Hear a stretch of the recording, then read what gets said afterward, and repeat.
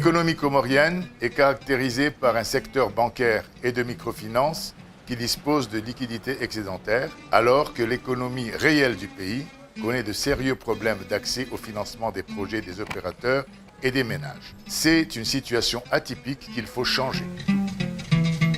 C'est le souci de la Banque centrale des Comores qui lance une réflexion globale sur l'optimisation du financement de l'économie comorienne, très en retard par rapport à la région et autres pays francophones.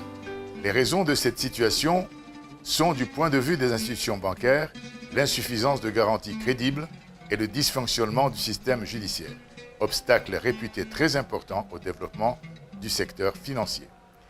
Comparativement, l'accès aux services financiers en Union des Comores demeure parmi les moins inclusifs des États membres du COMESA et de la zone franc.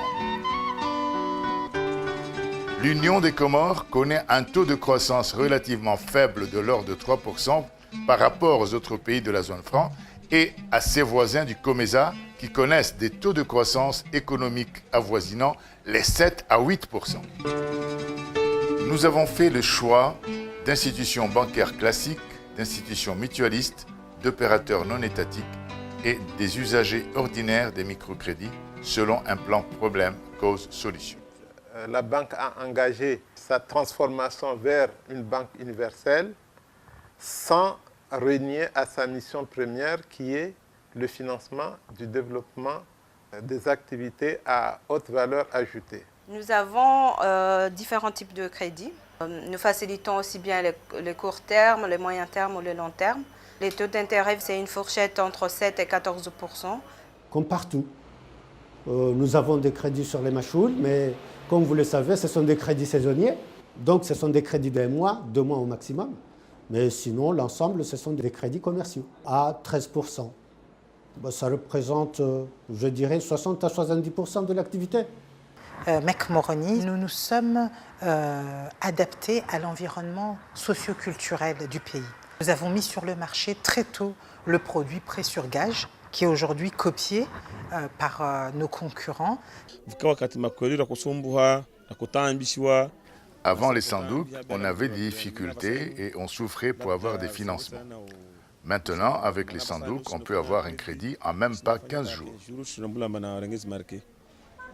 Tout accès au financement par les banques nécessite des étapes parfois longues et lourdes qui peuvent constituer un frein à l'accès au crédit pour une catégorie de personnes non averties. Les propos d'Exim Bank semblent parler pour l'ensemble des institutions financières de la place. Le client doit faire une demande officielle qui veut un crédit avec tous les détails de ce qu'il veut, son besoin. Ensuite, la demande passe à une étape d'étude. L'étude, c'est voir la viabilité de son business, de son commerce ou bien de ses activités, le projet. On étudie aussi les garanties qu'il est en train de fournir. Est-ce que c'est des garanties numéraires? Est-ce que c'est du stockage?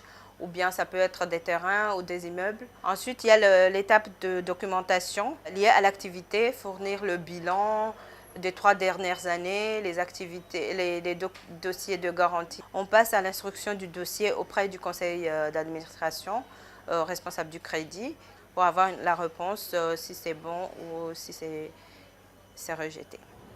Les problèmes soulevés sont trop de garanties exigées par les banques, des taux de remboursement trop élevés et l'absence de fonds de garantie de l'État ou d'institutions privées. Nous savons que les jeunes aujourd'hui, les jeunes diplômés n'ont pas ce type de garantie. Donc jusqu'à aujourd'hui, le crédit leur était interdit.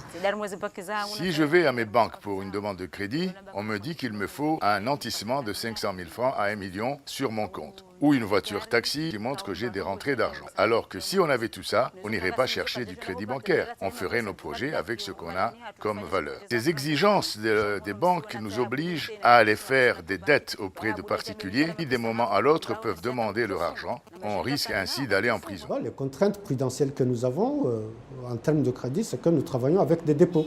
Nous sommes obligés, disons, d'aménuiser le risque en demandant beaucoup de garanties. Elle déplore l'absence d'accompagnement de l'État pour s'ouvrir aux prêts sans gage ni garantie en faveur des jeunes sortant de l'université avec des projets pourtant bancables. Le secteur privé comorien est épuisé, n'a pas de recours pour essayer de développer ses activités. Le secteur privé comorien a des demandes des jeunes qui veulent aussi venir s'installer. Il y a des jeunes, il y a beaucoup de jeunes talentueux, porteurs de projets qui sont des projets très intéressants. La plus grande aide qu'ils ont besoin, c'est d'aide de financement. On n'a pas les moyens de les aider là-dessus. Les banques ne peuvent pas faire leur travail et faire le travail des pouvoirs publics. On ne peut pas rester comme ça. On a des projets et il nous faut des financements. Ce sont les banques qui peuvent nous donner ces financements et elles refusent souvent. De nombreuses initiatives, soit lancées par le gouvernement, soit lancées par des bailleurs, ou soit lancées par nous-mêmes, visant donc à financer les personnes qui portaient des projets du secteur productif. C'est compliqué. Qui dit système productif dit risque. Actuellement, pour les jeunes entrepreneurs établis, ce sont des jeunes entrepreneurs qui ont une expérience de plus de 5 ans. Donc on pourra dire qu'il y a un réel effort au niveau des banques qui passe peut-être à 6 millions, peut-être, mais le plafond ne dépasse pas aujourd'hui 10 millions même. Les Sandouk de Moélie jouent un rôle très important au financement des activités économiques à Moélie. Malheureusement, nous n'arrivons pas à financer tous les demandes de crédit qui nous parviennent dans nos caisses, par manque de liquidité. Pour ces institutions, le manque de fonds de garantie, les taux bancaires élevés sont un frein important à l'accès au crédit. Concernant les taxes, il est vrai qu'elles nous gênent car elles sont nombreuses et élevées. Il y a également des changements impromptus de taux de taxes qui n'est pas en notre faveur. En tant que clients assidus, nous devrions bénéficier de temps en temps de bonification des taxes. Les banques ne peuvent pas aujourd'hui servir des taux d'intérêt en dessous de 10-12%. Ce n'est pas vrai. Ils incriminent une mauvaise volonté de remboursement de la part des gros emprunteurs, un détournement d'objets de la part des petits et moyens emprunteurs, une lenteur dans le traitement des dossiers de contentieux par la justice. Les impayés, la résolution des contentieux et l'exécution des jugements en leur faveur. Le taux élevé de créances douteuses, l'expérience un peu difficile qu'on a eue dans le passé, la banque est devenue beaucoup plus sélective en octroyant des crédits. C'est-à-dire les gens qui viennent s'endetter chez nous et qui ne parviennent pas la plupart du temps à payer comme il faut, qui montent des activités et qui n'arrivent pas à gérer les activités d'une manière rationnelle. En majorité, on peut voir qu'il y a beaucoup plus de détournement d'objets. L'objet qui a été initialement demandé pour l'octroi de crédit et souvent n'est pas l'objet que le financement va être utilisé. Et aussi, il y a la question de surendettement. Les clients, ils vont prêter un crédit ici sans doute, il va aussi à la BDC ou à la MEC prendre aussi un autre crédit. Et vous savez, aujourd'hui, l'impayé, ce n'est pas un problème des petits. Les impayés est un problème des grands. C'est les possédants qui refusent de payer. On essaie autant que faire se peut, évidemment, d'éviter d'avoir des dossiers en contentieux. À peu près un peu plus d'une trentaine de dossiers. Je parle de contentieux pur et dur. Si on est contraint, évidemment, donc, on suit la procédure normale. Hein. C'est justement, on se retrouve malheureusement au tribunal avec le client. C'est-à-dire quand on va en justice, on ne sait pas quand est-ce qu'évidemment on pourrait aboutir à une issue. Le ministère de la Justice, à travers le plan d'action du gouvernement, a adopté des mesures tendant à accélérer le traitement de ces dossiers en souffrance. Je tiens à rappeler, nous avons un département d'inspection des services judiciaires. On peut se présenter au niveau des inspections régionales ou au niveau des inspections se trouvent au niveau du ministère. Eux, ils vont faire la suite pour voir comment faire en sorte que vous obtenez vos jugements dans les meilleurs délais. À titre d'information, un nouveau acte uniforme OHADA en matière d'arbitrage et de médiation vient d'être adopté. Donc le ministère de la Justice a obtenu un appui de l'OHADA pour renforcer la compétence des membres de la Cour.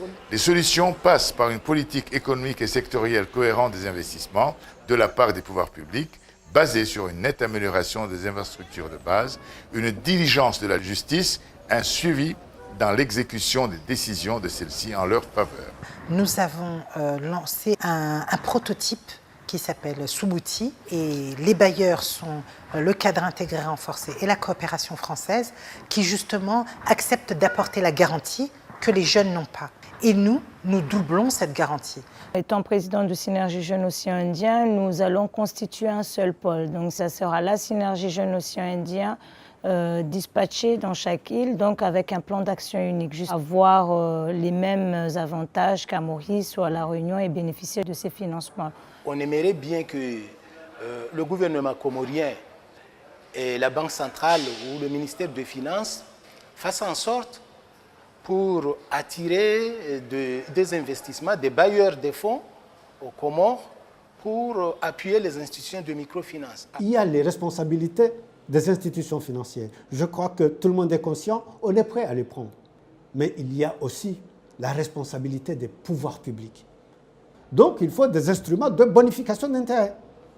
Nous aimerions que nos Sandouk acceptent de nous prêter de l'argent sans exiger des cautions aussi importantes, ou que l'État s'implique car on souffre beaucoup.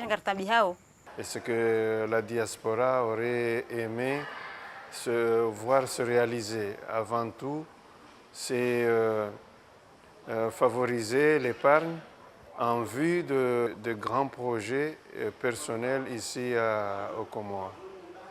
D'avoir une institution qui pourrait répondre à nos besoins, c'est-à-dire une banque ou une maison de transfert pour pouvoir investir ici aux Comores. Nous sommes des privés, on s'adresse à tout ce qui est privé. Donc il y a des institutions privées de financement auprès de la Banque mondiale. Il y a aussi d'autres propositions à mettre en place en interne. L'affacturage. L'affacturage, c'est j'ai une créance à avoir au niveau de l'État, l'État ne peut pas me payer, je vais vendre ma créance à la Banque centrale. La Banque centrale prend cette créance et c'est la Banque centrale maintenant qui va essayer de se retourner contre l'État, pas moi. Face à ce constat, la vision des Comores émergentes à l'horizon 2030 du chef de l'État devient une urgente nécessité et les institutions financières ont un rôle primordial à jouer. Suivons. L'émergence ne tombera pas du ciel. Il faut que nous, citoyens, apportons notre concours. Et comment apporter ce concours? C'est à partir du développement du tourisme qui implique l'énergie, les infrastructures routières, le développement du secteur privé. Tout cela nécessite l'appui du gouvernement. Malheureusement, la principale contrainte concerne les banques qui doivent prêter de l'argent à nos sociétés pour aider au développement du pays. C'est ce qui permettra une véritable émergence.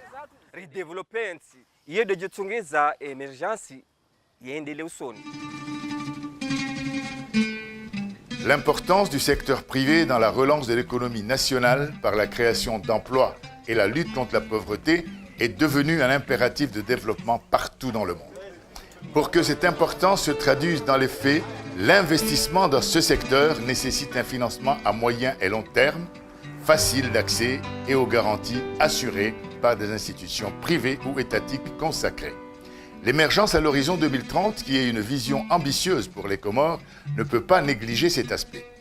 Dans tous les cas, les propos recueillis auprès des différentes personnes, entendues ici, soulignent les difficultés d'accès au crédit, les causes, les conséquences et les solutions, aussi bien du côté des institutions financières que des opérateurs, PMI, PME, ainsi que des ménages. Une justice crédible, car impartiale et compétente, fait également partie des solutions proposées. Cela appelle une plus grande attention des autorités et organisations idoines vis-à-vis de l'accès au financement pour un développement harmonieux et pérenne des Comores.